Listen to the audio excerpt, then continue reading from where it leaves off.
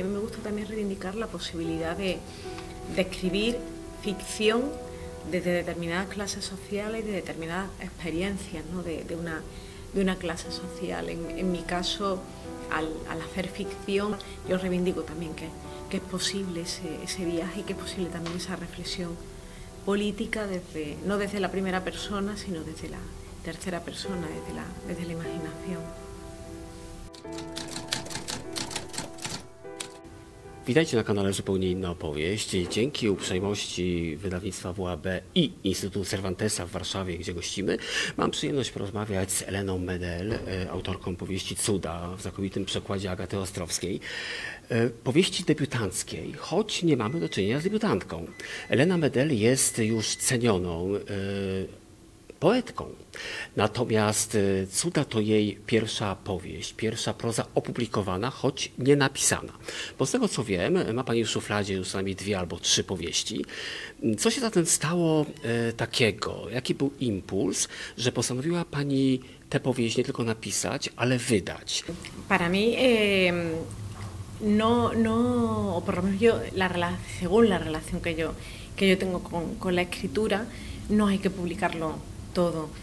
Cuando alguien decide leer tu libro, invertir su tiempo, también en muchos casos su dinero, merece, creo, recibir el mejor texto posible. Y en muchas ocasiones pues no he considerado que lo que yo haya escrito sea el mejor texto posible, por así decirlo, ¿no?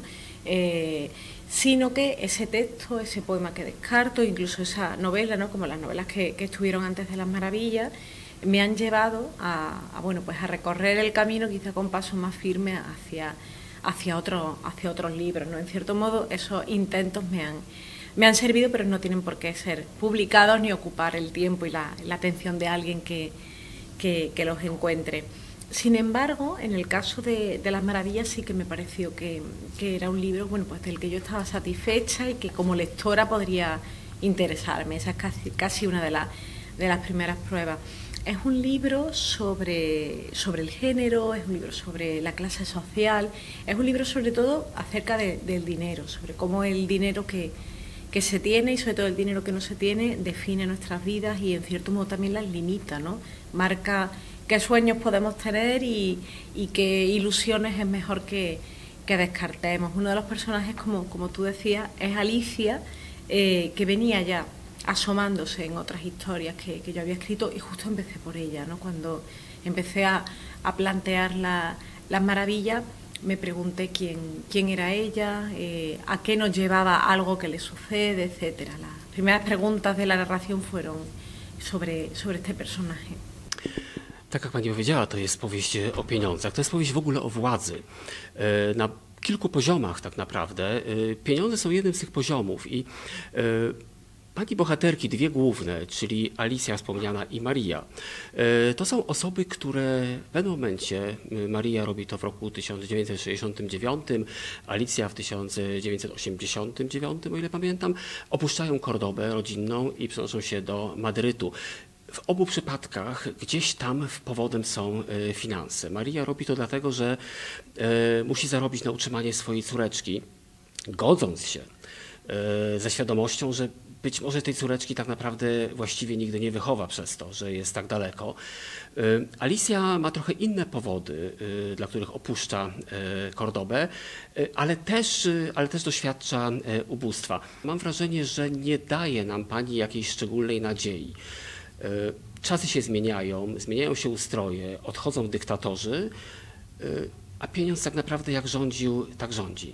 Para mí hay varias cuestiones en tu pregunta y hay un hecho también que es fundamental y es el dinero efectivamente como herramienta y como representación del poder, ¿no? Es uno de los temas que más me interesan en lo que escribo, cómo se va ejerciendo ese poder, ¿no? En el caso de esta novela a través del dinero, con todas las circunstancias vinculadas a las cuestiones de clase social, las cuestiones de género. En la novela que estoy escribiendo ahora, el poder se manifiesta de otra manera, pero como te digo, es algo que me acompaña siempre. Las Maravillas no es una novela especialmente optimista, sobre todo porque reflexiona y piensa sobre esa forma en la que bueno, la cuestión de la clase social es transversal para bien y es transversal para mal, en el sentido de que sus personajes pueden pertenecer a una generación diferente,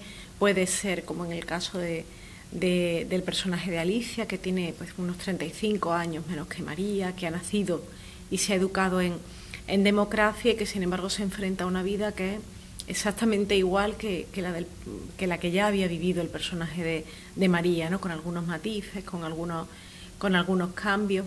Yo quería escribir sobre eso y también al hilo de esa cercanía entre las dos vidas, otra de las cuestiones que apuntaba es el hecho de cómo esas vidas se pueden repetir, pero siempre hay distancias y siempre hay diferencias, ¿no?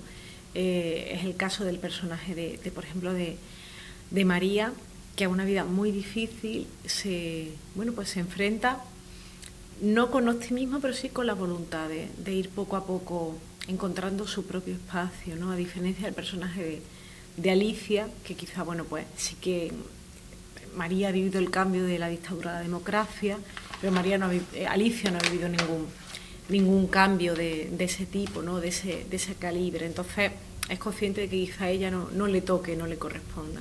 Zatrzymałbym się na chwilkę jeszcze przy postaci Alicji, dlatego że to jest postać bardzo niejednoznaczna.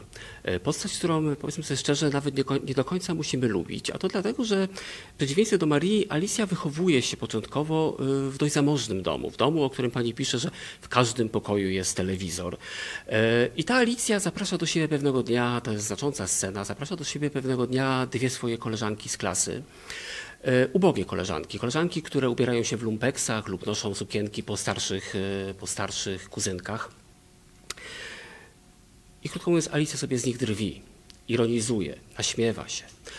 U jednej z tych dziewczyn wywołuje to taką traumę, że potem przez kolejne lata szuka podobnych typów wokół siebie, być może po to, żeby ich właśnie unikać, podobnych jak Alicja. Skąd pomysł na taką postać, no jednak w dużym stopniu, przynajmniej na początku, antypatyczną, postać niejednoznaczną, nie postać, którą byśmy polubili? Para mí era importante, por ejemplo, retos como construir un personaje que me cayera mal, ¿no? Un personaje que me interesara qué piensa, me interesara qué le ocurre, qué le sucede, etcétera, pese a que es alguien con quien jamás me tomaría un café o no querría compartir vida más allá de las páginas. Y era el caso de Alicia, ¿no? También hay una cuestión y es el hecho de que yo huía de la romantización o de la idealización de los personajes, que por el hecho de que pertenecieran a la clase social trabajadora, de que fueran personajes con vidas precarias, etcétera, eso no implicaba santificarlas, eso no implicaba convertirlas en heroínas o en mártires, ¿no? Sino que también tenían derecho a portarse mal, a equivocarse, a dañar a los demás incluso. Me parece que eso era interesante. En el caso de Alicia es mucho más evidente porque es un personaje cruel, que disfruta con ese daño, aunque del daño solo sepa ella, como sucede en algunas ocasiones. Y también, por ejemplo, en el caso de María es un personaje que quizá actúe de formas que no entrarían, ¿no? en nuestra forma de ser, pero que sin embargo sigue adelante. Para mí como escritora era un reto y suponía la oportunidad de, bueno, pues disfrutar a mi modo contando de otra forma a los personajes. Klamrą w powieści jest strajk kobiet z 2018 roku. Strajk, w którym zresztą bierze udział zarówno Maria, jak i Alicja, choć niezależnie od siebie. Podczas opisu tego strajku poruszyły mnie u pani dwie postaci. Jedna z nich na sugestię, że może strajkując kobiety nie powinny gotować obiadów, mówi, ale ona lubi gotować obiady. Dla niej istotą strajku jest to, by móc decydować o tym, by robiła to, co lubi. A druga z kobiet pyta wprost, czy zaopiekowanie się sobą to już jest forma strajku, czy to może być forma strajku. I to jest bardzo ważna kwestia w pani powieści, bo w pani powieści kobiety są opiekunkami. Nimi się właśnie mało kto opiekuje. Maria zresztą w pewnym momencie swojego życia również jest opiekunką. No, jej praca polega na opiekowaniu się starszymi ludźmi. Ja chciałbym spytać o ten strajk kobiet z 2018 roku. Czy on coś zmienił w sytuacji w Hiszpanii i czy kobiety już rozumieją, że należy myśleć o sobie właśnie jako o tych, którymi ktoś mógłby się zaopiekować, nawet one same? La huelga y la manifestación de 2018 fue histórica en España, fue multitudinaria. La huelga además yo creo que tuvo un seguimiento real y muy potente, ¿no? en muchos sectores. Por desgracia, la de 2019 fue yo creo que menor en impacto, pero también con una participación fuerte, y la de 2020 coincidió ya con los primeros días de la COVID.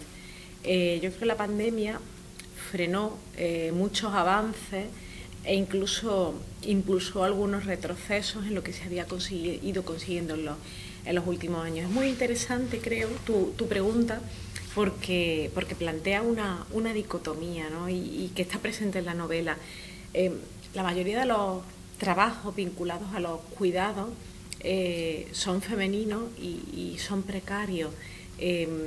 Son las mujeres quienes trabajan limpiando, salvo excepciones, pero son la mayoría de trabajadoras de la limpieza son mujeres, la mayoría de trabajadoras de cocina en casas, por ejemplo, etcétera. Incluso si pensamos en cocina como industria gastronómica, los chefs que se llevan los premios, que manejan grandes presupuestos, etcétera, son casi siempre hombres, no son mujeres. Quiero decir que son trabajos en los que se piensa, en los que se busca casi siempre a mujeres, porque claro, se supone que son cosas de mujeres, ¿no? Lo que tiene que ver con los cuidados, con la atención a la limpieza, la comida, etcétera.